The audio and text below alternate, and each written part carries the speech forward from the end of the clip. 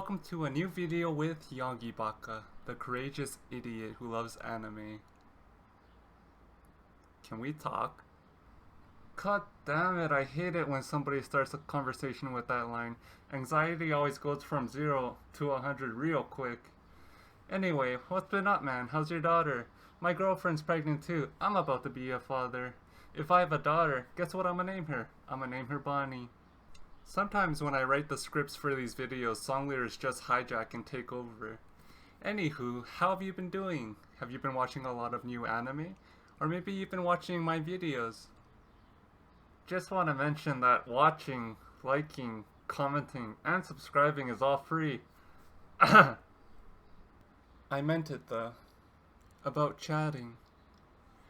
In my last video, I feel like I didn't say anything about anything, and I rushed everything.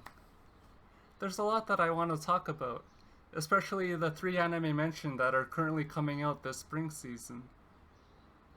In fact, that's why I made this anime YouTube channel, so I can talk about anime for Pete's sake. Unless you want to listen to me sing Justin Bieber songs. Anime got that oishi, oishi, oishi. 2 AM binging got me wanting that oishi, oishi, oishi. Okay, let's get down to business. To defeat the Huns, did you send me daughters when I asked for sons? God damn it, Yonggi-baka. Focus. I suppose you didn't come to my YouTube channel to be bombarded with lists, hey? I guess that's just how much I wanted to prove the numbers of anime that I watch. Whether you watch over 100 a year, otaku, or you just watch a few, you filthy casual, or maybe you watch none at all, that's okay. You still get a Korean heart from me, Yonggi-oppa. No sarangheyo. Let's revisit 3 of the anime briefly mentioned in the last video, the first one being Ijiranai de Nakatoro Son, or Don't Toy With Me, Nakatoro Son.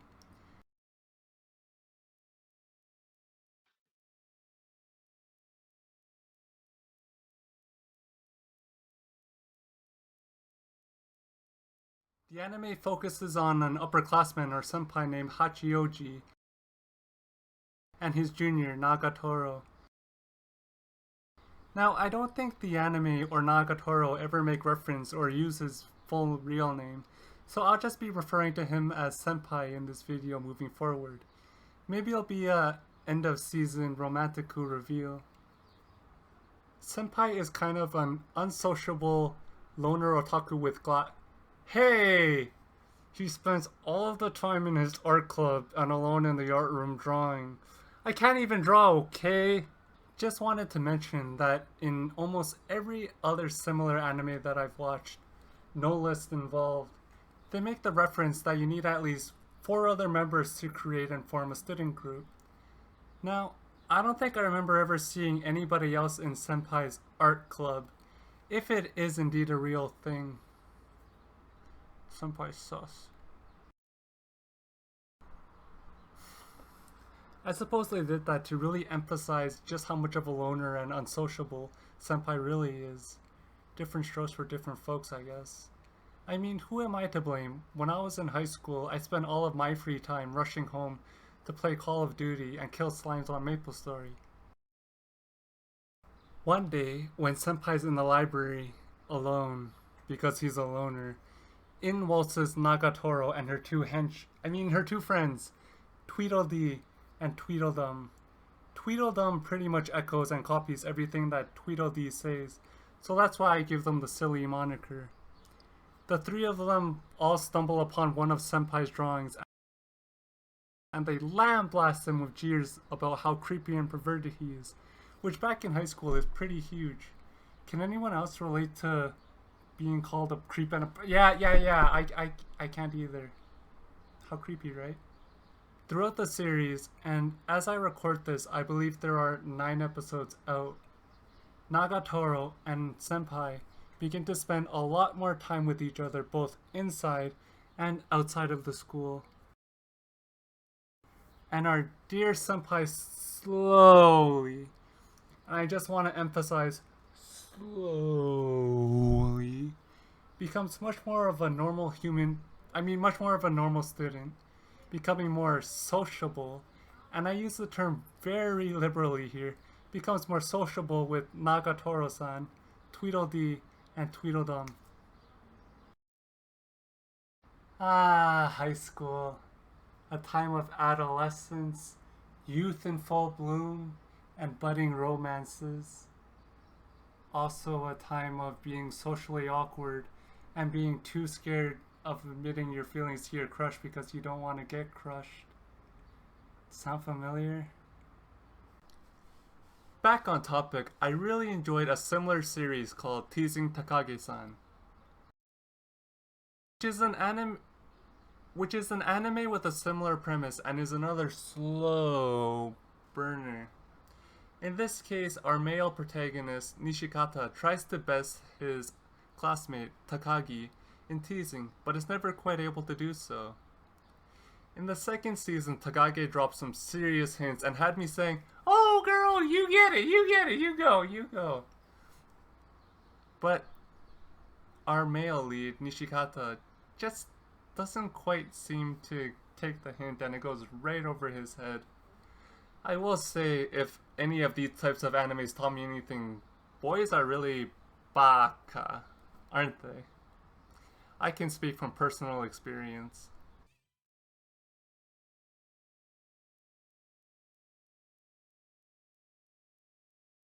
The second anime that was mentioned in the last video that I'd like to discuss further is Zombieland Saga Revenge, the second season of Zombieland Saga.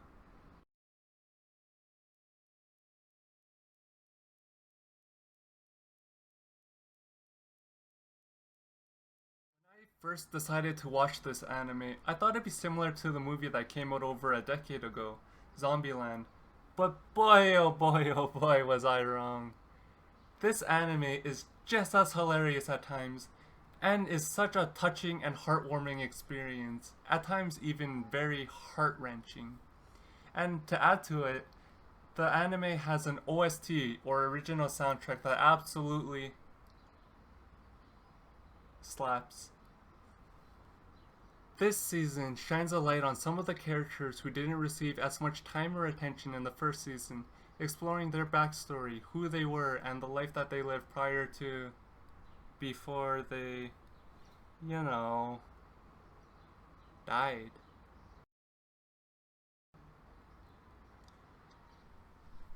The anime weaves in these character caricatures in with the overarching narrative of them trying to become a successful idol group in an electric fashion that only they think of.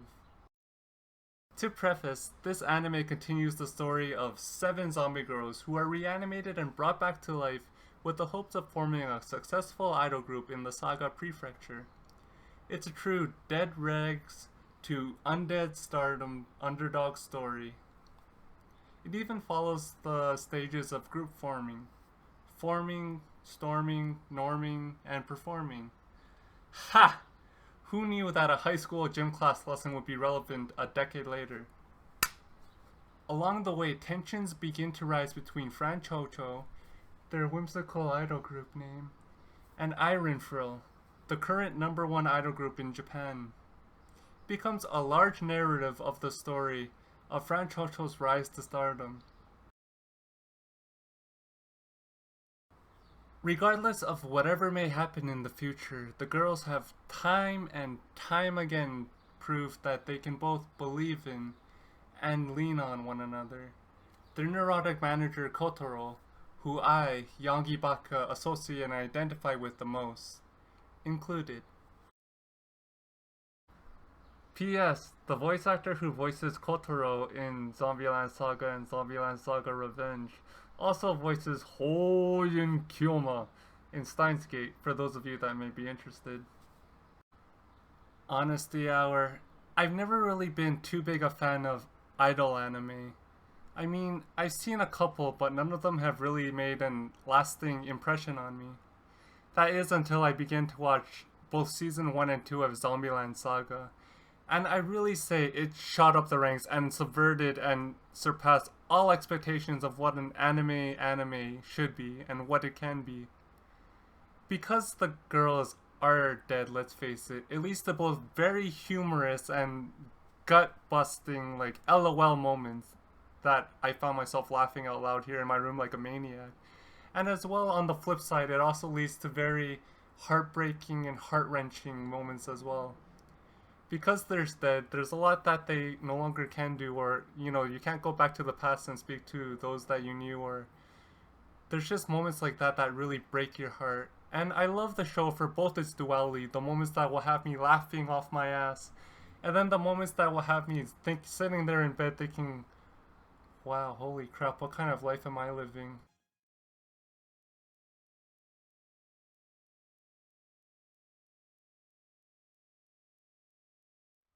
Now, onto the third anime, Tokyo Revengers.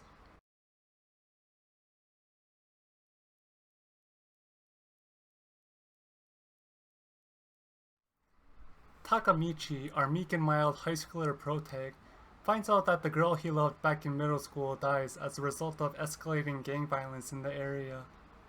He struggles with the fact, and while waiting for a metro, is pushed in front and dies. Just kidding. Bet you fell for my practical joke. Wah ha ha. Instead of being splattered on the tracks, he wakes up as his middle schooler self.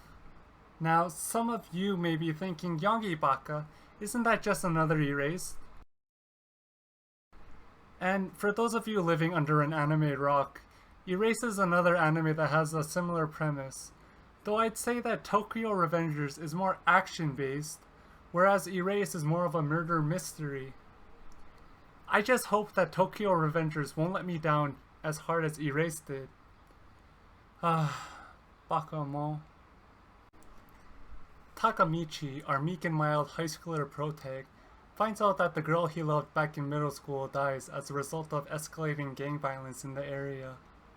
He struggles with the fact, and while waiting for a metro, is pushed in front and dies.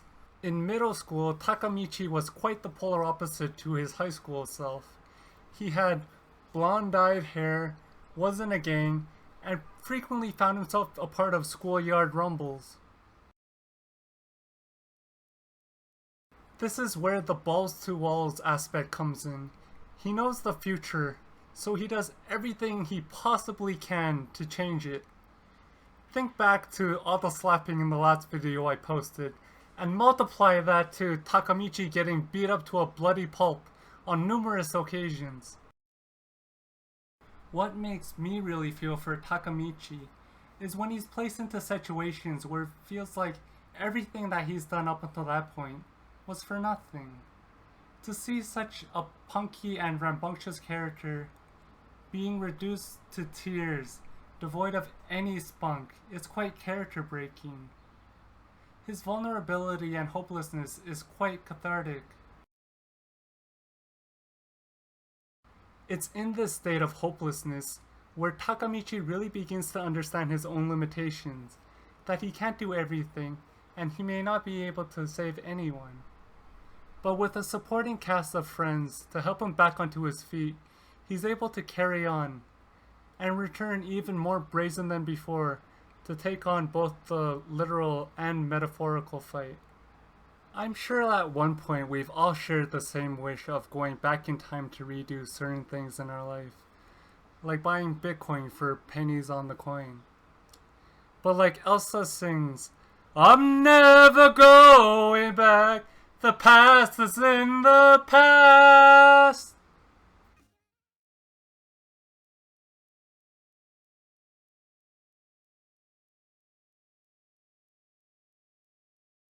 If you made it this far through all my predetermined ramblings, I'd like to sincerely thank you from the bottom of my heart. I really do appreciate it. Feel free to like, comment, subscribe, and all that good stuff. Take care, and until next time, ja matane! Again, I wish I could play the full song for you instead of just playing clips and cuts and snippets. I mean, I absolutely love it